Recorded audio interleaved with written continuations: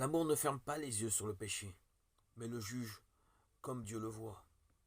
Et il le fait même publiquement s'il le faut, voir Galates 2,14. Néanmoins, le verset d'aujourd'hui montre que celui qui aime pardonne volontiers le mal qui lui est fait.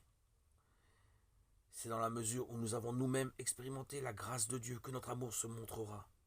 Et il ne se passera pas un jour sans que l'amour n'ait l'occasion de se manifester de cette manière. De plus, dans ce qu'il ressent comme mal qui lui est fait, l'amour est disposé à reconnaître qu'il peut y avoir des fautes involontaires ou même supposées ou imaginées.